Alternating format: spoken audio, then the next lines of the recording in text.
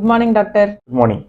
இன்றைய கேள்வி, டாக்டர், நோய் எதிர்ப்பு சக்தி அதிகமாக்க என்ன பழங்கள் சாப்பிடலாம், அப்புறம் என்ன வகையான டேப்லெட் எடுத்துக்கலாம்? நோய் எதிர்ப்பு சக்தி அப்படின்னு வரும்போது ஆரோக்கியத்துக்கு சாப்பிடக்கூடாதவையும் இருக்கு, சாப்பிட வேண்டியவையும் இருக்கு. சாப்பிட வேண்டியவை நீங்க கேட்டிருக்கிறீங்க, அதை நான் சொல்றேன். ஃபர்ஸ்ட் பெரிஸ் எடுத்துக்கலாம். பெரிஸ் அப்படிங்கிறது லோக்கல்ல கிடைக்கக்கூடிய பழங்கள்.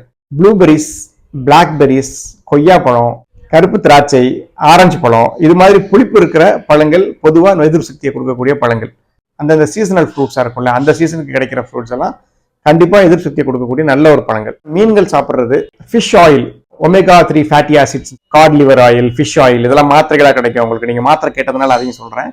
எதிர்ப்பு சக்தியை கொடுக்கக்கூடிய ஒரு நல்ல சப்ளிமெண்ட்டாக இருக்கும். அடுத்தது கிரீன் லீஃபி வெஜிடபிள்ஸ். பச்சைகளில் இருக்கிற எல்லாமே உடம்புக்கு அவ்வளோ நல்லதுங்க. எதெல்லாம் பச்சையாக இருக்குதோ, கீரை, காய்கறிகள், முட்டைக்கோசு, அந்த மாதிரி பச்சையா இருக்கிற ஐட்டம்ஸ் எல்லாம் எவ்வளவு சாப்பிட்டாலும் அது உடம்புக்கு ரொம்ப நல்லது. முக்கியமா குடல் சுத்தம் பண்றதுக்கு அது அவசிய தேவை. 4வது விதைகள், நட்ஸ்ன்னு சொல்லுவாங்கல்ல, ட்ரை ஃப்ரூட்ஸ்ல இருக்கிற பாதாம் பருப்பு சாப்பிட்றது, வெள்ளரி விதைகள் சாப்பிட்றது, பேரிச்சம்பழம் சாப்பிட்றது, முந்திரி பருப்பு மாதிரி விஷயங்களை கம்மியா எடுக்கணும்.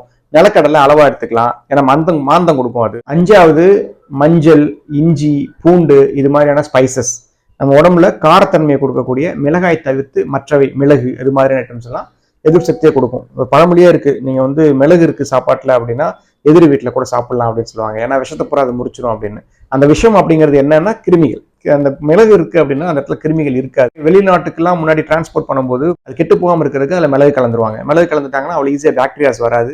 அப்புறமா போல்ட்ரி, சிக்கன், முட்டைகள், கறிகள், இதெல்லாம் வந்து ரொம்ப ஆரோக்கியத்தை உடம்புக்கு கொடுக்கக்கூடிய உணவு முறைகள். குறைஞ்சபட்சம் ஒரு நாளைக்கு ஒரு 50 to 70 கிராம் வரைக்கும் புரோட்டீன் இருக்கிற மாதிரி, குறைஞ்சபட்சம் புரோட்டீன் இருக்கிற மாதிரி நம்ம பார்த்துக்கணும். 200 கிராம் வரைக்கும் புரோட்டீன் சேர்த்துக்கலாம். பிரைட் கலர்டு வெஜிடபிள்ஸ், கேரட் இருக்கிறது, தக்காளி இருக்கிறது, இது மாதிரி ஆரஞ்சு கலர்ல பிரைட்டா இருக்கிற வெஜிடபிள்ஸும் எடுத்துக்கலாம். கடைசியா தயிர் வந்து குடல்ல நல்ல கிருமிகளை உருவாக்கக்கூடிய ஒரு விஷயம்.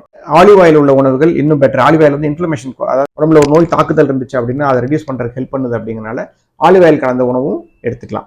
நம்ம காலையில இட்லி, மத்தியானம் சோறு, நைட்ல சப்பாத்தின்னு சொல்லிட்டு ஒரு கார்போஹைட்ரேட் மட்டும் நம்பி இருக்காம இது எல்லாமே உணவுல கலந்து இருக்கிற மாதிரி வச்சுக்கிறோம். எதிர்ப்பு சக்தி நல்லா டெவலப் ஆகும். அவ்வளவு ஈஸியா நிறைய நோய்கள் அண்டாம இருக்கிறதுக்கான வாய்ப்புகள் இருக்கு. நமக்கு வந்து கிருமி அதிகமா அட்ராக்ட் பண்றது எதுன்னு பார்த்தா அது இனிப்பு.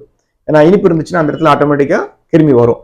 அதனால இனிப்பை வந்து எவ்வளவு தூரம் தவிர்க்கிறோமோ அதுவும் உங்களுக்கு நோய் எதிர்ப்பு சக்தி கொடுக்கறதுக்கு வாய்ப்பு இருக்கு. நிறைய இனிப்பு சேர்க்கிற ஆளா இருந்தீங்க அப்படின்னா உங்களுக்கு அதிக கிருமிகள் வர்றதுக்கும் வாய்ப்பு இருக்கு. தேங்க்யூ.